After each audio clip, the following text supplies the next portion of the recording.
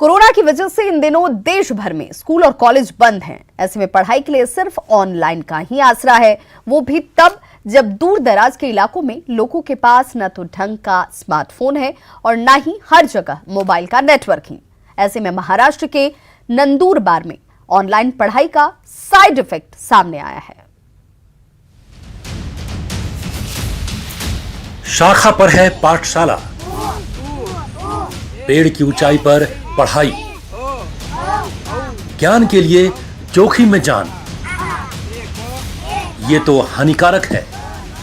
सिर्फ हानिकारक ही नहीं है, ये तो जानलेवा भी है, क्योंकि जरा सी भी चूक हुई तो ज्ञान के चक्कर में जान चली जाएगी। इसमें कोई शक नहीं कि ज्ञान जरूरी है, लेकिन वो जान से ज्यादा जरूरी नहीं। देखिए कैसे हवा में क्लास चल रही है। ऐसा लग रहा है जैसे पेड़ पर बच्चे फले हों।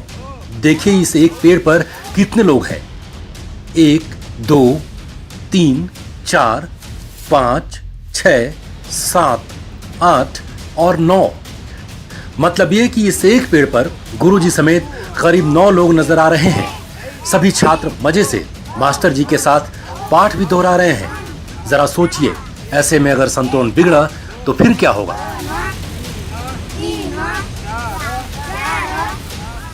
मुश्किल सिर्फ यहाँ हो रही पढ़ाई में ही नहीं है, यहाँ पहुंचना भी बेहद मुश्किल काम है।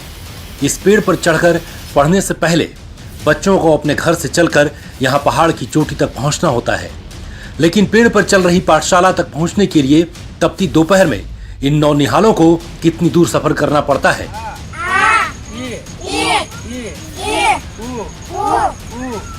अब सवाल है कि आखिर इन्हें ये क्यों करना पड़ता है, तो जवाब सुनिए।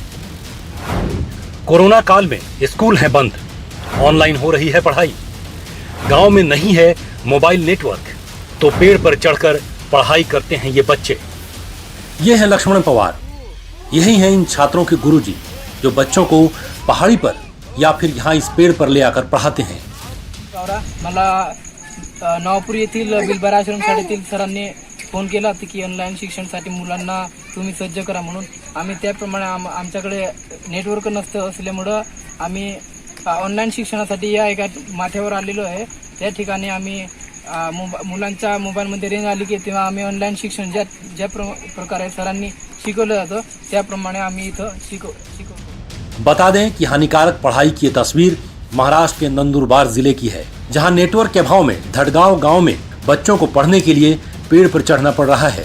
वो तो एरिया तो थोड़ा सा वहाँ पे रेंज का अगर प्रॉब्लम हो, क्योंकि बाउंड्री महाराष्ट्र की बाउंड्री और एमपी गुजरात की बाउंड्री का वहाँ पे है, तो टावर कम हो से मोबाइल के, तो जहाँ रेंज मिल सके वहाँ पे वो बच्चों को ले बच्चे जाके रेंज मिलने के बाद वो जो उनका स्टडी का मटेरियल है वो डाउनलोड करते हैं और वो पढ़ाई करते हैं। सुना आपने, जिस इलाके में ये गांव है वो मध्य प्रदेश और महाराष्ट्र की सीमा पर है। इस इलाके में कुछ ही मोबाइल टावर हैं, जिसकी वजह से सेल्युलर कनेक्टिविटी और इंटरनेट स्पीड की समस्या रहती है। सवाल है कि फिर मोबाइल कंपनियां क्यों देश के हर कोने में सेवाएं देने का दावा करती हैं। Bureau report, news 18 network. Delhi सहित पूरे एनसीआर में बुधवार सुबह से ही तेज बारिश हो रही है। दिन में अंधेरा छा गया, जगह जगह जाम की स्थिति लग गई और लोगों को गाड़ियों की लाइट जलाकर चलना पड़ा। लेकिन ये परेशानी अभी खत्म नहीं हुई है, क्योंकि मौसम विभाग ने भारी बारिश का रेड अलर्ट जारी किया है। देखिए, यही है एनसीआर। बारिश की चंद बौछारों में मचा है हाहाकार। सड़कें डूबी, जाम लगा, दीवार गिरी, बेकार हो गई कार। एनसीआर पर पानी का प्रहार। दिल्ली एनसीआर में जब मौसम ने करवट ली तो आम लोग कराहने लगे। चलिए पहले दिल्ली को देख लीजिए। सुबह से ही झमाझम बारिश हो रही है और बारिश के कारण दिल्ली की सड़कों पर कई जगह पर पानी भराव हो चुका है और आप देख सकते हैं कि यहाँ पर दिल्ली की सड़कों में कई जगह पे पानी भर गया है और साथ ही वाटर लॉगिंग के साथ साथ जाम की समस्या भी हो गई है। भारी बारिश के बाद दिल्ली में लोगों को भारी जाम का सामना करना पड़ा। Mother dairy underpass, Mayur Vihar phase 2 underpass, सराय काले खां से डीएनडी, शशि गार्डन से कोटला, सीमापुरी से दिलशाद गार्डन अंडरपास, मैदान गढ़ी में एमबी रोड सहित कई अहम जगहों पर पानी भर गया। एक दिन की बारिश से ही आप देख सकते हैं यहाँ पे एमसीडी और दिल्ली सरकार की पोल खुलती हुई नज़र आ रही है। यहाँ पर कई जगह पे आपको दिल्ली की सड़कों पर पानी भरा हुआ नज़र आ जाएगा। और ट्रैफिक जाम की अगर मैं बात करूँ तो आईटीओ से लेकर प्रगति मैदान से लेकर और डीएनडी जैसे हम क्रॉस करते हैं आपको लंबा जाम देखने को मिल जाएगा। चलिए अब दिल्ली के उस मिंटो रोड की स्थिति जान लीजिए, जहां हर बार बारिश का कहर टूटता है। मिंटो रोड पे पानी जलभराव होने के कारण यहाँ पे एक ऑटो वाला हादसे का शिकार हो गया और उसकी मृत्यु हो गई।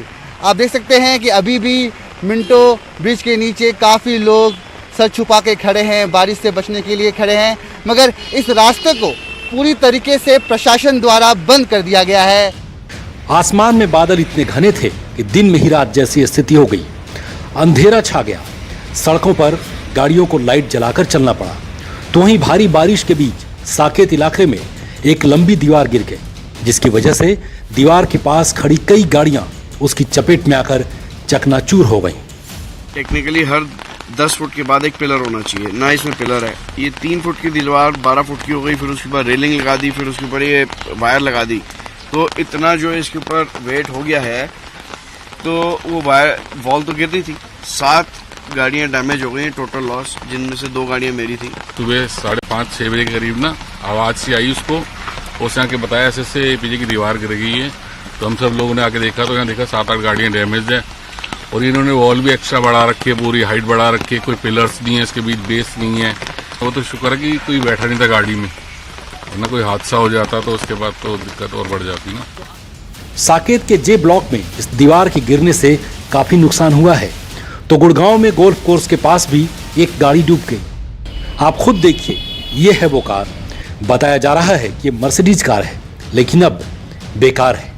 हम यहाँ गोल्फ कोर्स रोड पर निरीक्षण में हैं और यहाँ एक अंडरपास में जल भराव हो गया था। उसकी पंपिंग मशीनरी लगवाकर उसकी निकासी के लिए प्रयासरत हैं और कोशिश करेंगे इसको हम आज में इसको मोटरेबल कर पाएँ, ताकि कल मॉर्निंग से जब ट्रैफिक शुरू हो तो इस पर ट्रैफिक सुचारू रूप से चले। गुरुग्राम के बाद अब बात नोएडा की। तो देखिए नोएडा में कैसी बारिश हुई है। आसमान से कितनी तेज बौछारें गिर रही हैं। ऐसा लग रहा है जैसे प्रहार करने पर आमादा है पानी। मौसम विभाग के पूर्वानुमान के मुताबिक 25 अगस्त तक दिल्ली और उसके आसपास के इलाकों में बारिश का सिलसिला जारी रहने वाला है। इस दौरान 19 और 20 अगस्त को भारी बारिश का अलर्ट है। वहीं 21 से 25 अगस्त तक मध्यम से हल्की बारिश की संभावना है, मतलब अभी खैर नहीं है। Bureau report, news 18 network.